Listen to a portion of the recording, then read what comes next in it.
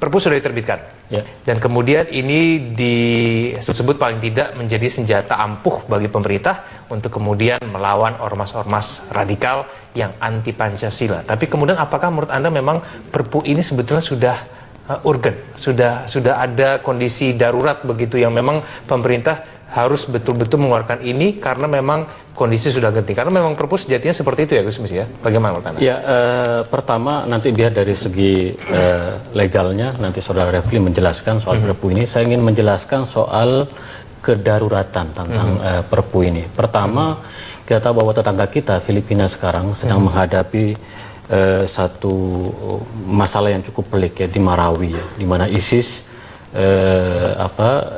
menguasai salah satu provinsi di Filipina dan Marawi ya. Marawi itu, dan itu sudah sangat dekat dengan kita.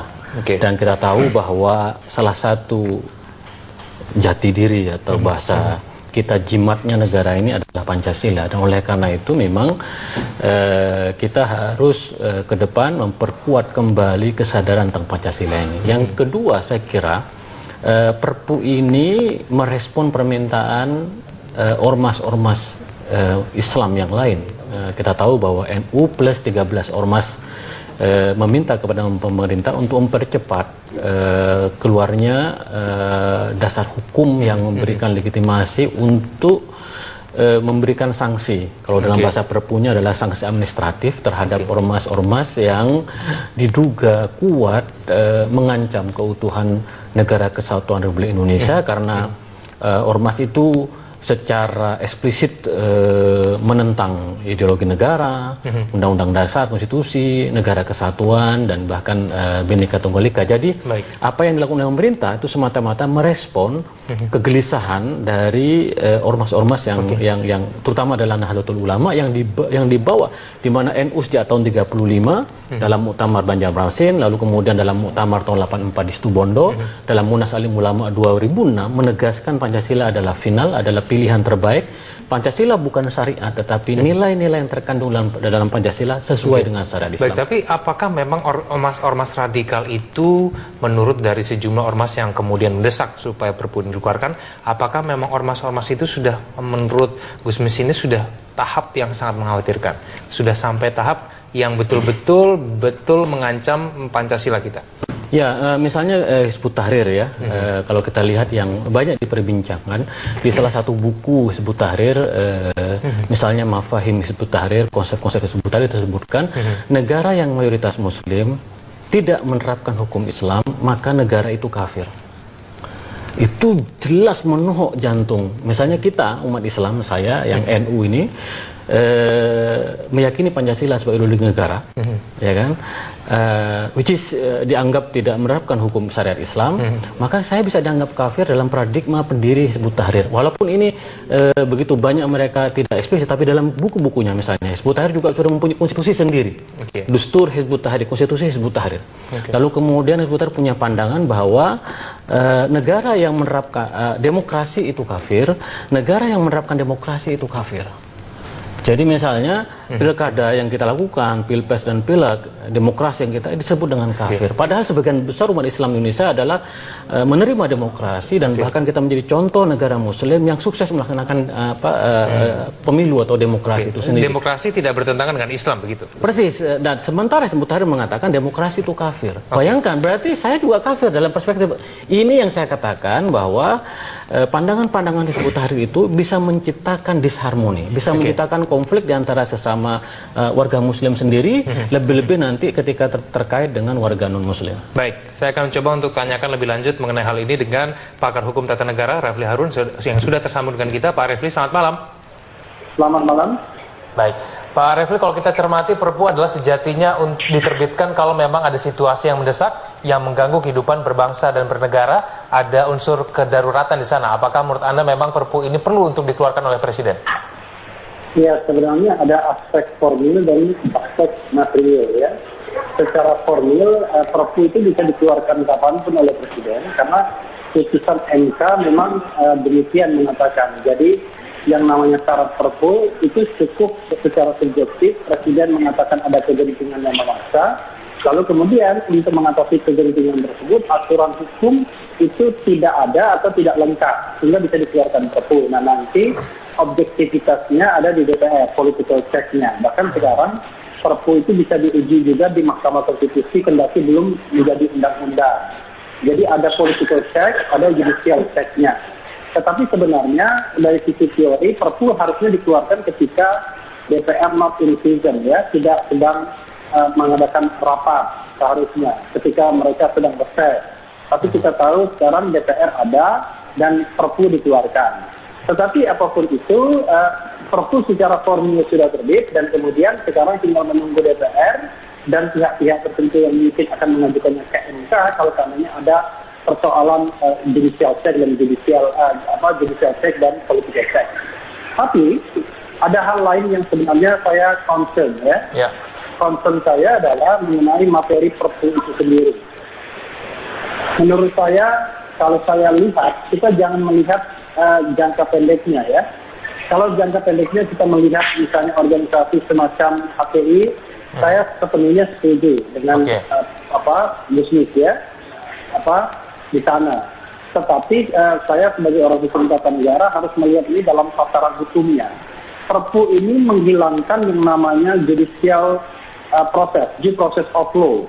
Jadi sekarang pemerintah memiliki subjektivitas untuk membubarkan organisasi masyarakat. Kalau dia menganggap bahwa organisasi masyarakat tersebut bertentangan dengan hal-hal yang dilarang, termasuk bertentangan dengan Pancasila misalnya, maka pemerintah bisa mencabut status terdaftarnya dan mencabut status badan hukumnya tanpa melalui proses pengadilan lagi sebagaimana undang-undang ormas yang sebelumnya. Nah, bisa dibayangkan, ya, kalau seandainya nanti negara kita kembali kepada era otoritarianisme, ini kan bibit-bibit seperti ini kan tidak boleh tumbuh sesungguhnya. Maka kemudian dengan subjektivitasnya sendiri, pemerintah bisa membubarkan organisasi apapun dengan alasan bahwa dia melanggar larangan dan kemudian tidak sesuai atau bertentangan dengan Pancasila. Padahal sebagai akademisi, ya, saya mengatakan kalimat bertentangan dengan sesuatu atau dengan Pancasila itu haruslah bisa dilihat secara restriktif, jangan terlalu luas dan kemudian bisa ditafsirkan secara subjektif. Karena misalnya kita mengatakan bertentangan dengan Pancasila, bertentangan seperti apa? Karena kita tahu bahwa ketika kita melihat sila pertama, sila kedua, sila ketiga, 4 dan 5, itu kan juga masih mengandung sebuah interpretasi yang barangkali bisa orang sepakat, bisa tidak. Sebagai contoh misalnya, kalau kita memandang sila keempat, di antara partai-partai politik mengatakan yang namanya pilkada itu bertentangan dengan sila keempat, ya. Padahal hukum kita menganut pilkada misalnya. Jadi ada interpretasi seperti itu. Nah, karena itu menurut saya memang kita harus scrutinize betul, jangan sampai kemudian Perpu ini memunculkan justru bibit-bibit otoritarianisme karena kemudian mengentertain kebutuhan kita jangka pendek, tapi kita lupa bahwa jangka panjang demokrasi ini harus tetap terbangun dan consolidated. Baik, Pak Refli, apakah ini artinya ini merupakan kemunduran bagi demokrasi kita, Pak Refli? Saya nih orang hukum tata negara, ya. Saya hanya melihat dari sisi aturan tanpa melihat organisasinya apa. Kalau dibandingkan dengan undang-undang ormas sebelumnya, ya jelas ini sebuah kemunduran. Karena kalau undang-undang ormas sebelumnya, pembubaran atau pencabutan status badan hukum ormas itu melalui sebuah proses, mulai dari pembinaan, peringatan, ya, lalu kemudian penghentian kegiatan, lalu kemudian permohonan kepada pengadilan untuk mencabut status badan hukum. Tetapi sekarang tidak demikian. Sekarang dihilangkan due prosesnya, dihilangkan proses pengadilannya. Cukup diserahkan kepada pemerintah untuk membubarkan suatu organisasi bila mana pemerintah menganggapnya bahwa organisasi tersebut melanggar larangan atau melanggar misalnya nilai-nilai Pancasila begitu. Saya ke Gusmis. Gusmis, Anda khawatir tidak kalau nanti suatu saat jangan-jangan pemerintah menyalahgunakan wewenangnya, membubarkan organisasi manapun yang kemudian dianggap katakanlah bertentangan dengan Pancasila? Ya, memang karena itu pemerintah tidak bisa berdiri sendiri. Pemerintah juga harus mendengarkan aspirasi dari masyarakat. Nah, kalau kita lihat misalnya dalam konteks Hizbut Tahrir itu kan sudah hampir mayoritas ormas, ya, Islam, ya, di tanah air mendesak pemerintah karena ini bisa menciptakan konflik internal, ya, yang karena bagaimanapun kita lihat misalnya Libya hancur, kemudian Mesir, lalu kemudian Yaman, ya kan, Syria, Irak, itu karena ada doktrin takfiri, yaitu mudah mengafirkan orang lain yang tidak sejalan dengan itu. Nah, kalau ini dibiarkan ke di Indonesia, maka dia berpotensi. Jadi kita melihat bahwa terorisme itu satu tangga, tapi ada tangga yang sebelum terorisme ada radikalisme. Maka radikalisme ini kalau bisa kita tarik kepada moderatisme. Karena ketika dia gagal, dia bisa menjadi satu pada terorisme. Nah, oleh karena itu saya kira Perpu satu hal, tetapi yang jauh lebih penting adalah mereka-mereka yang selama ini sudah terjaring dengan ideologi radikalisme.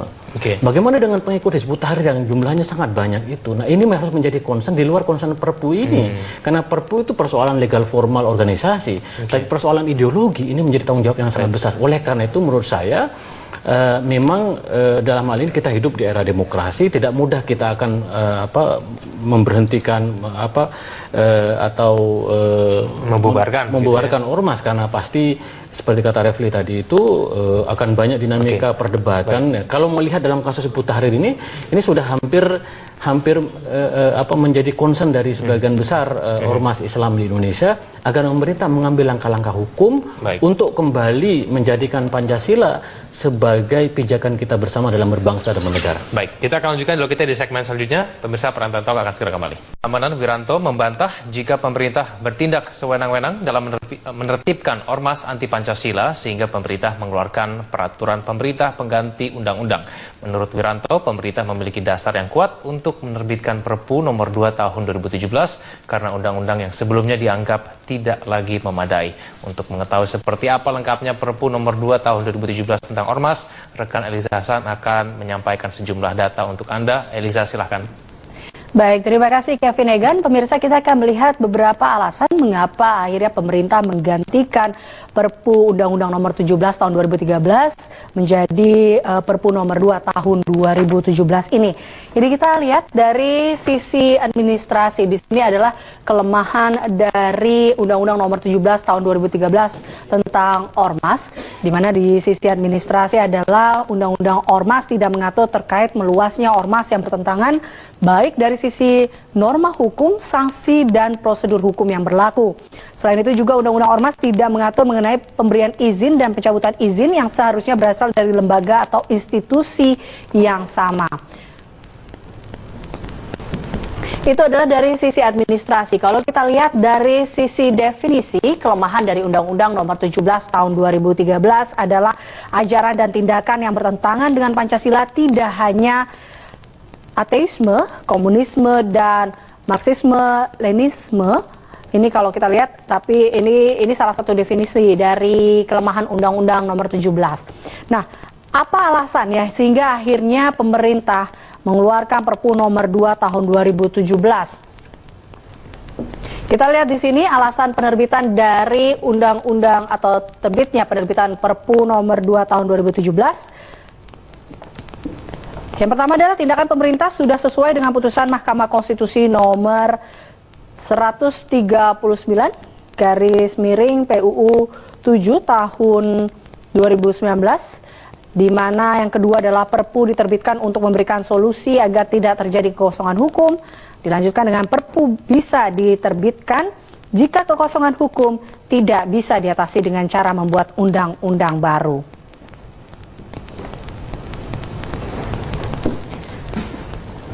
Selanjutnya terkait dengan ormas itu sendiri. Ini kalau kita lihat di Undang-Undang Nomor 17 Tahun 2013 terkait dengan ormas, di mana terkait dengan pembubaran ormas di Undang-Undang Nomor 17 Tahun 2013 mengatakan bahwa memberi peringatan tertulis sebanyak 3 kali. Lalu kemudian pembubaran ormas dilakukan melalui putusan pengadilan. Dan yang tahap berikutnya adalah kita lihat di sini tidak mencakup kegiatan ormas yang nyata bertentangan dengan Pancasila dan Undang-Undang Dasar 1945 dan menggantikan eksistensi NKRI. Lalu kemudian yang keempat adalah lembaga pemberian pengesahan tidak diberi kewenangan mencabut izin ormas. Sementara itu kalau kita lihat di sini untuk Perpu nomor 2 tahun 2017 terkait dengan pencabutan ormas ini. Tahap pertamanya adalah apabila ormas memberikan peringatan 1 kali, ini terkait dengan memberikan peringatan 1 kali dalam waktu 7 hari sejak peringatan diterbitkan, lalu kemudian pengadilan tidak diperlukan untuk membubarkan ormas. Dan selanjutnya Undang-Undang Ormas tidak memadai untuk mencegah ancaman terhadap Pancasila dan Undang-Undang Dasar 1945. Perpu bermaksud untuk mendiskreditkan ormas Islam. Lalu ada Perpu tidak mencederai keberadaan ormas Islam dan Perpu untuk merawat persatuan dan kesatuan bangsa. Selanjutnya kita lihat di sini adalah ormas anti Pancasila. Ini adalah beberapa ormas-ormas yang dikatakan bahwa ormas ini merupakan ormas anti Pancasila. Kegiatannya bertentangan dengan Pancasila dan Undang-Undang Dasar 1945. Kegiatannya mengancam eksistensi bangsa dan kegiatannya menimbulkan konflik di masyarakat.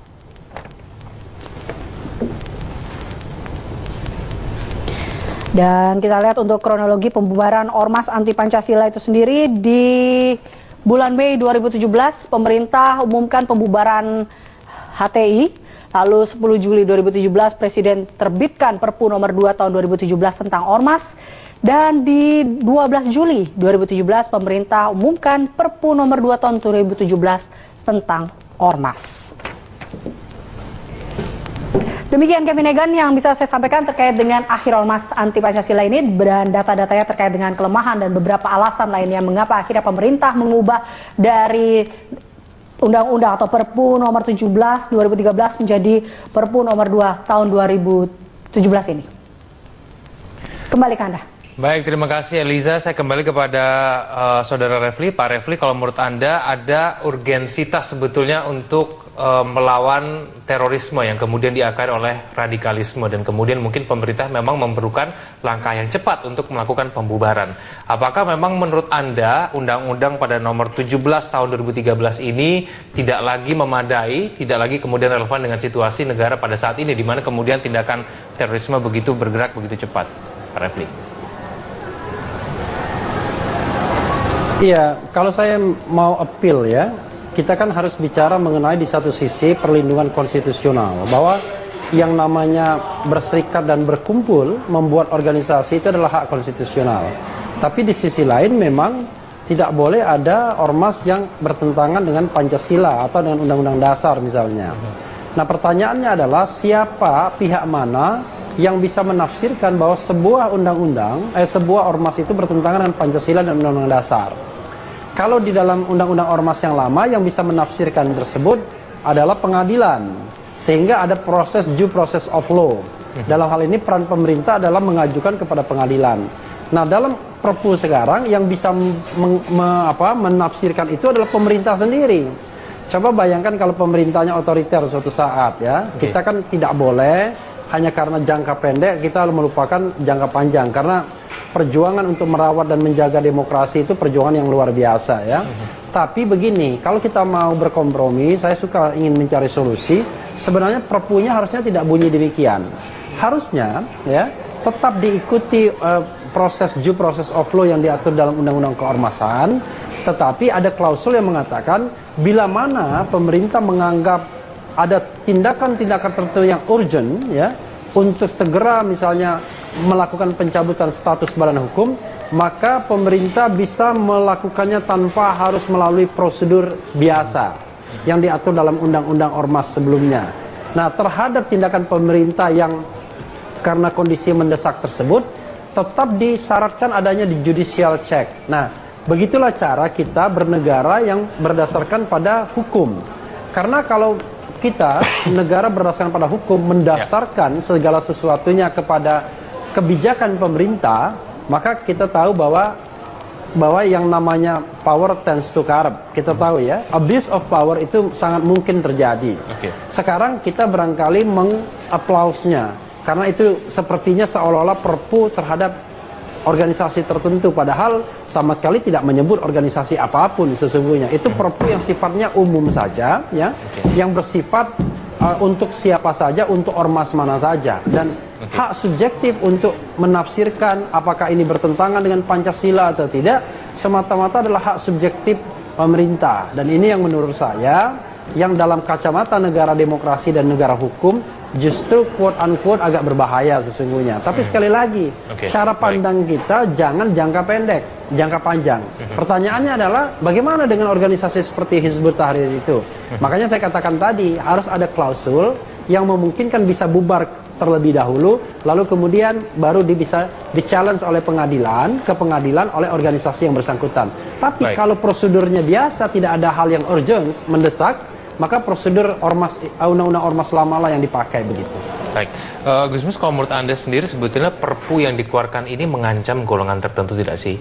Kita tahu ada beberapa golongan yang kemudian bersuara bahwa ini jangan-jangan memang ditujukan pemerintah untuk terhadap golongan tertentu, terhadap keyakinan tertentu, bahkan mungkin umat Islam merasa terancam. Ya, memang begini, karena kita kan punya trauma masa lalu juga ya. Dan kita tadi itu disebutkan hidup di era di mana kita sangat menghargai hukum, kebebasan berserikat, berkumpul, berpendapat, bahkan juga kebebasan beragama.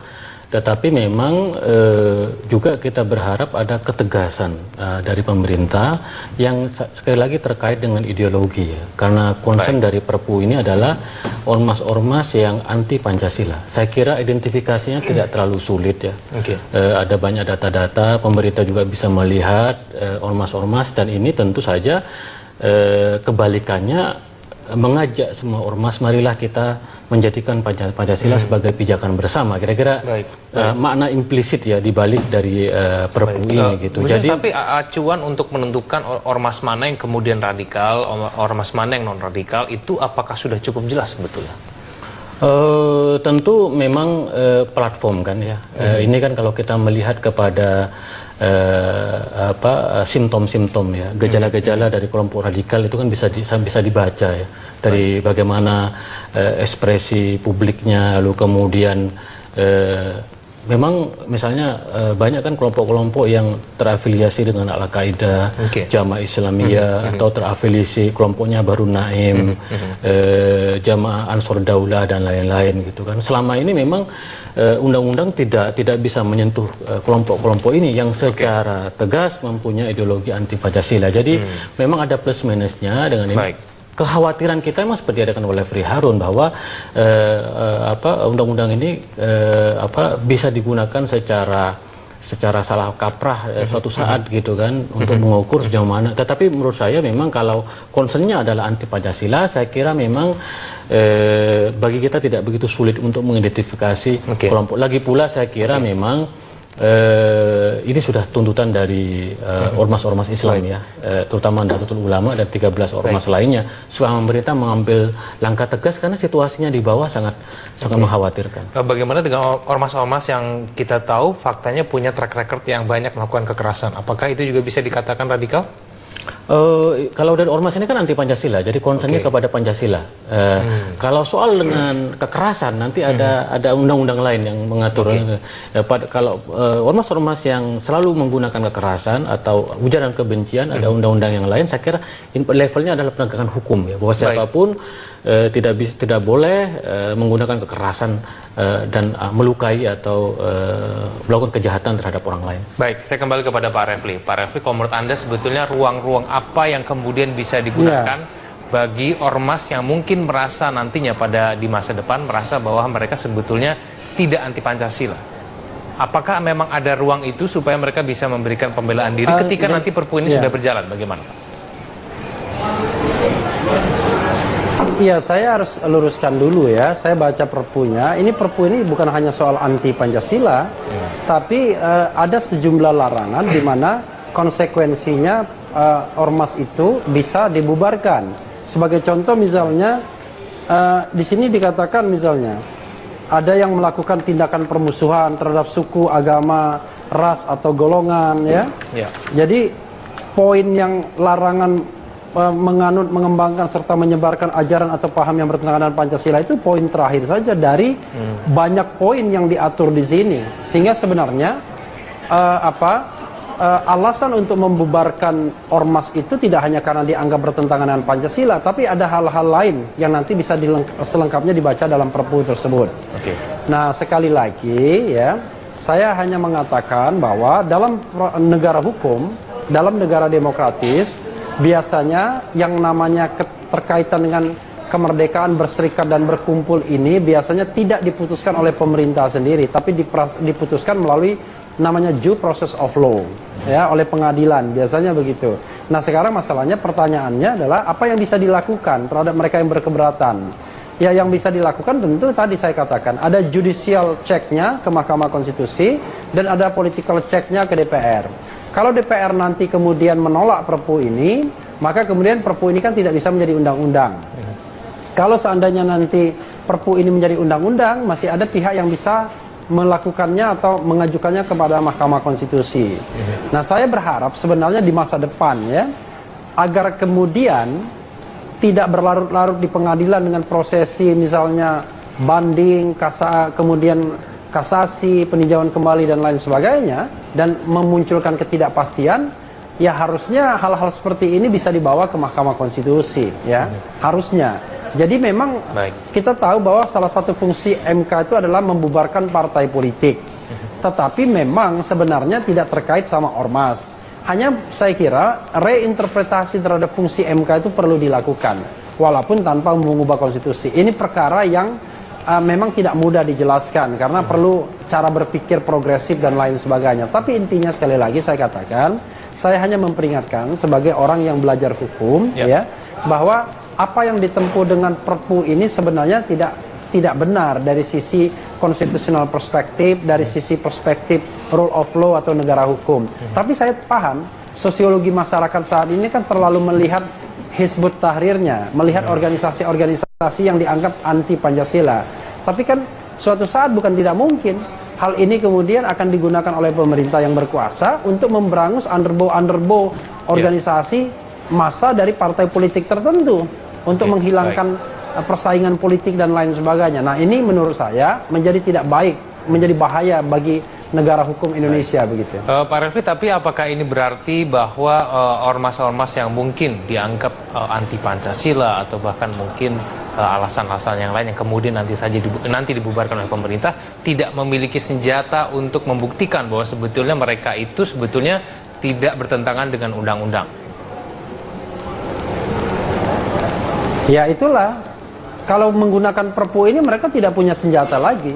Kalau menggunakan ormas yang lama kan karena diajukan ke pengadilan, mereka kan akan bisa defense, mereka menjelaskan ya, mereka bisa menunjuk pengacara dan lain sebagainya. Tapi melalui Perpu ini tidak ada, semuanya diserahkan pada subjektivitas pemerintah yang mungkin ketika memutuskan boleh mendengarkan boleh tidak karena tidak ada mekanisme yang mengaturnya secara rigid. Lalu kemudian kesimpulan pemerintah itu kemudian membuat sebuah organisasi dicabut status badan hukumnya dan kemudian terhadap itu tidak ada challenge di pengadilan. Itu paling tidak yang saya baca ya, karena Perpu ini kan baru, kita harus baca hati-hati. Tapi sepanjang yang saya baca memang tidak ada mekanisme, kalau sudah dibubarkan ya sudah, begitu saja. Baik, kita akan lanjutkan dulu, kita di segmen selanjutnya. Pemirsa, Prime Time Talk akan segera kembali. Untuk memerangi organisasi-organisasi radikal ini memang perlu dengan cara seperti itu. Paling tidak lembaga yang menerbitkan izin juga harus memiliki kewenangan untuk membubarkan. Dan kemudian ada jalan-jalan yang dirasa lebih ringkas gitu dibandingkan oleh Undang-Undang Nomor 17 Tahun 2013. Apakah memang cara itu yang harus digunakan untuk melawan organisasi? Ya, saya masih ingat ketika undang-undang ini digodok di DPR ya. Memang dari kami sudah mengingatkan ya bahwa tentang legalitas perlunya organisasi itu secara eksplisit mencantumkan berdasarkan Pancasila, Undang-Undang Dasar, kemudian NKRI dan Bhinneka Tunggal Ika, yang kita kenal 4 pilar berbangsa bernegara itu. Kita dulu mendesak itu, lalu kemudian kita mendesak supaya proses pengadilannya itu tidak berbelit-belit ya, seperti yang ada peringatan, kemudian peringatan tertulis, lalu ada proses yang itu bisa ditempuh secara 1 tahun. Kita proses supaya lebih cepat ya. Memang tadi itu harus ada due process of law seperti dikatakan oleh Rafli gitu, tapi prosesnya tidak berbelit-belit, lebih mekanisme lebih mudah gitu bagaimana pengadilannya. Tetapi kan kemudian perdebatannya di situ ada dua kelompok yang menolak. Kelompok yang pertama adalah kelompok yang memang tidak meyakini ideologi Pancasila, mereka keberatan ya. Lalu kemudian yang kedua adalah kelompok HAM, hak asasi manusia seperti Kontras dan lain-lain juga. Jadi kelompok yang di sana juga menolak, kelompok yang HAM juga menolak. Terjadilah kompromi undang-undang itu. Nah sekarang kita melihat ada kegentingan. Tadi disebutkan soal Hizbut Tahrir Indonesia itu di banyak negara sudah dilarang, tetapi di kita masih tidak kan. Nah lalu kemudian ada celah hukum di sana sehingga turunlah Perpu. Memang ini penjelasannya agak banyak juga, saya baru tahu ya soal ormas-ormas yang harus dilarang di situ. Concern saya adalah memang ada kelompok-kelompok radikal ya. Kelompok-kelompok yang secara eksplisit ya ingin menafikan, menegasikan Pancasila. Ini yang sangat berbahaya sekali. Padahal Pancasila adalah kekuatan kita dalam berbangsa dan bernegara, dan yang menjadikan Indonesia itu masih ada seperti sekarang ini. Baik. Saya kembali ke Pak Refli. Pak Refli, kalau kita mencermati memang ada sejumlah kelemahan di dalam Perpu ini, lalu kemudian menurut Anda apakah nanti Perpu ini nanti bisa lolos di DPR, mengingat kita tahu bahwa ini menghilangkan proses pengadilan tadi? Ya, kalau misalnya cara pandang para anggota DPR mayoritas hanya ditujukan kepada HTI ya, atau misalnya kelompok-kelompok yang dianggap radikal, saya kira bisa saja akan lolos. Pertarungannya kan akan soal berapa besar kelompok kanan, berapa besar kelompok kiri ya, atau kelompok kanan yang lebih moderat misalnya. Tetapi concern saya bukan di sana. Concern saya adalah kita tidak boleh memupuk benih-benih otoritarianisme. Tentu radikalisme tidak boleh ya. Atau otoritarianisme juga tidak boleh. Karena itulah kemudian kita harus hati-hati betul. Kita harus membedakan antara organisasi di satu sisi dengan tindakan orang di sisi yang lain, yang kadang-kadang kita tidak bisa bedakan. Yang namanya berserikat dan berkumpul, walaupun organisasinya itu tidak bertentangan dengan Pancasila, katakanlah sesuai dengan azas Pancasila dan lain sebagainya, tetapi kalau organisasi itu kemudian melakukan kekerasan, maka kemudian orang yang melakukan kekerasan itu bisa diproses secara pidana. Jadi walaupun misalnya dia organisasi, katakanlah organisasi sosial, tapi kemudian ketika pengurusnya kemudian melakukan kekerasan, maka pengurusnya bisa dibawa ke meja hijau tetap. Tapi organisasinya sendiri dalam sebuah negara hukum, kalau mau dibubarkan biasanya harus ada due process of law yang harus dipahami bahwa organisasi tersebut berbeda dengan orang yang kemudian mengurus organisasi, begitu. Baik, Pak Refli, ini terakhir. Jadi kalau menurut Anda sebetulnya bunyi Perpu yang ideal seperti apa? Kalau kita mencermati mengenai sebelah kiri, kita tahu ada tindakan radikalisme yang kemudian begitu meningkat, perlu penanganan dengan cepat, tapi kemudian sebelah kanan kita juga pengen kehidupan demokrasi kita juga berjalan dengan lebih maju, begitu. Bagaimana? Yang ideal seperti apa sebetulnya, Pak Refli? Ya, saya merasa aneh ya. Saya merasa aneh kalau ada tindakan radikal yang kemudian polisi ya atau penegak hukum merasa tidak ada tool untuk kemudian menindaknya. Nggak bisa. Kalaupun dia kemudian katakanlah ya, dia bahkan misalnya anggota DPR, anggota partai politik yang jelas-jelas memang di-endorse oleh negara, tapi dia melakukan tindakan yang radikal, tindakan yang melanggar hukum, ya tetap bisa diproses dia. Tapi partai politiknya kan tetap. Jadi kita harus membedakan antara orang dan organisasi. Tapi kalau organisasinya itu memang betul-betul bertentangan dengan Pancasila, saya tadi kan mengajukan alternatif. Ada proses biasa, ya, di mana proses biasa tersebut ada step by stepnya. Ada proses yang khusus. Tapi proses khusus ini bisa juga dicek melalui judicial check, due process of law.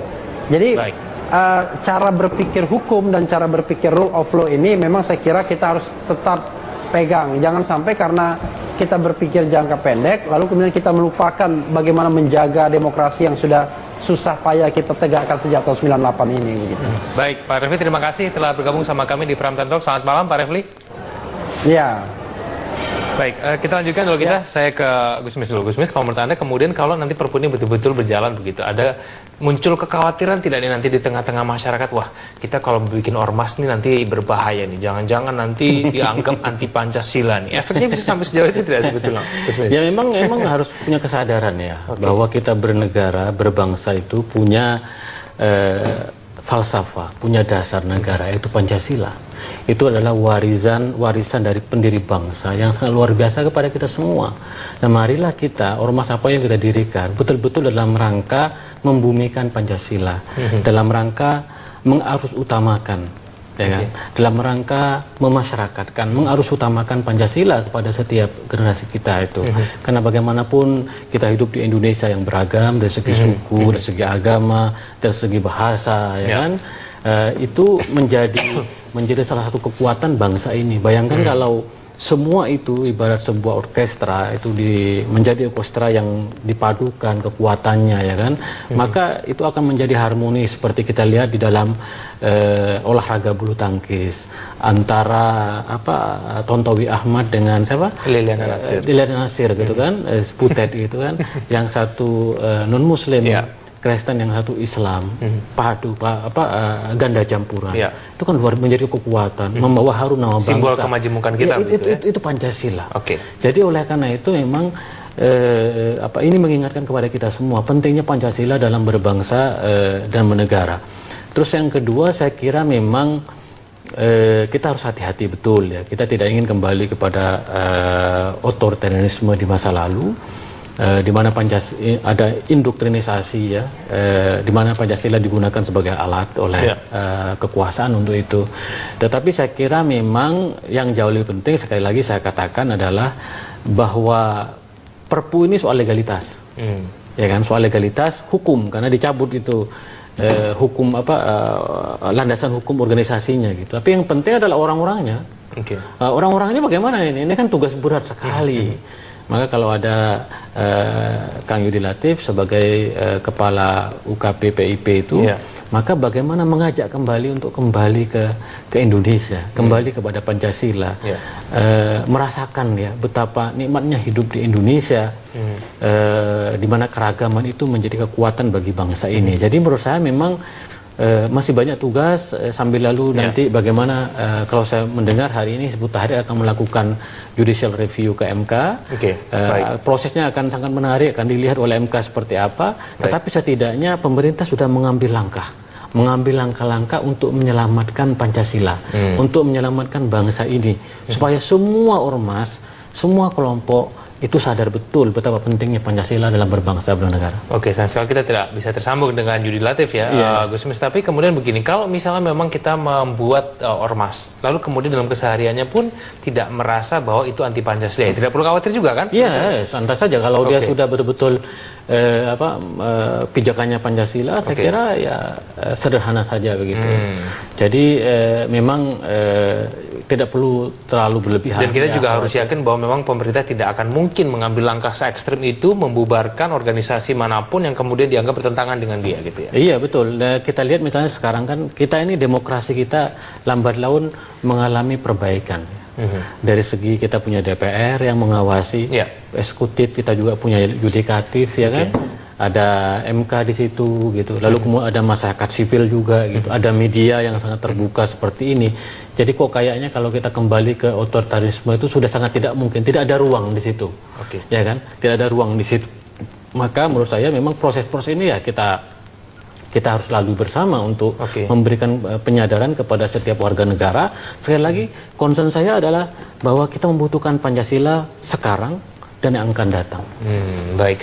Sekarang begini, Gusmis, kira-kira ini memang tidak hanya ditujukan kepada organisasi tertentu termasuk dengan HTI, tapi saya ingin tanyakan, kira-kira ketika nanti HTI betul-betul resmi dibubarkan, ini kemudian menurut Anda apakah memang anggota HTI yang jumlahnya sudah begitu banyak itu akan semudah itu tahu pindah ke Pancasila?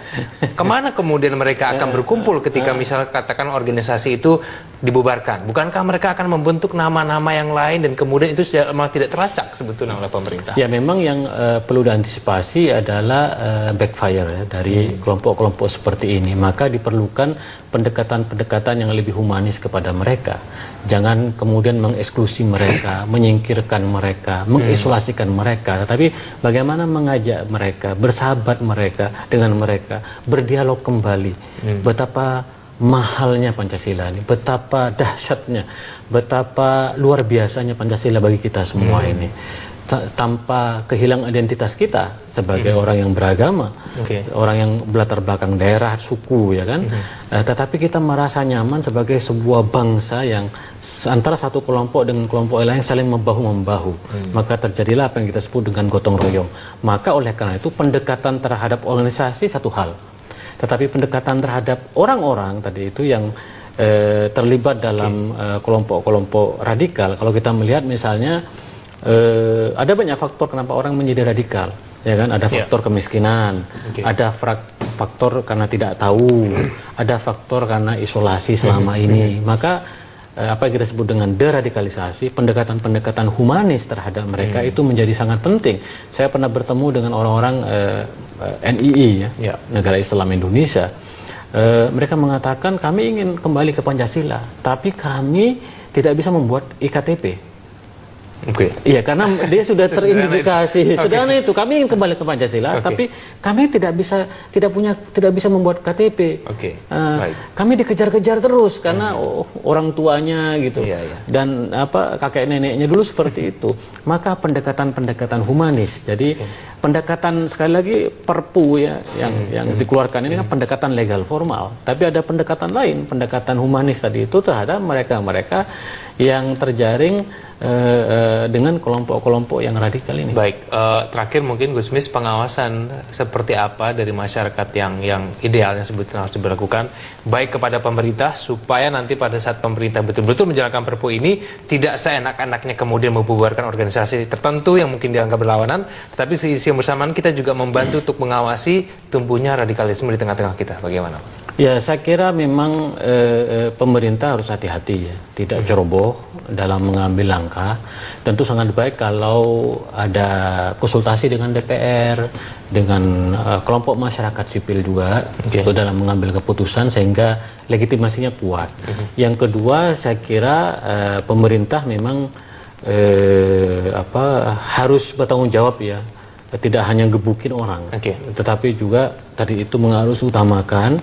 Saya berharap seperti UKP PIP bekerja dengan sangat baik, didukung oleh pemerintah sepenuhnya itu, karena bagaimanapun sejak reformasi 99 sampai sekarang ada kurun waktu sekitar hampir 18 tahun nih kita terlena dan melupakan Pancasila, sehingga terjadilah apa yang terjadi di Republik ini dengan hiruk pikuk pilkada dan lain-lain. Maka ini membangunkan kita, kesadaran kita bersama bahwa Pancasila tidak hanya menjadi palu godam yang memukul kelompok organisasi, tetapi merangkul juga, mengajak juga, tentu saja aspek social justice, keadilan sosialnya itu sangat penting sekali, karena bagaimanapun kelompok-kelompok itu muncul juga karena ada faktor ekonomi dan lain-lain, dan karena itu pemerintah juga harus melihat dari segi seperti kata Presiden Jokowi, memang orang-orang yang radikal ini memang harus digebuk begitu, kurang lebih ya kata-katanya. Baik, terima kasih Gusmis telah bergabung bersama kami. Selamat malam. Selamat malam. Dan pemirsa, saat lagi Anda dapat menyimak Connected 60. Demikianlah Prime Time Talk pada kali ini. Anda bisa mengirimkan informasi dan saran kepada kami lewat email di redaksi@berita1.tv atau follow kami via Twitter.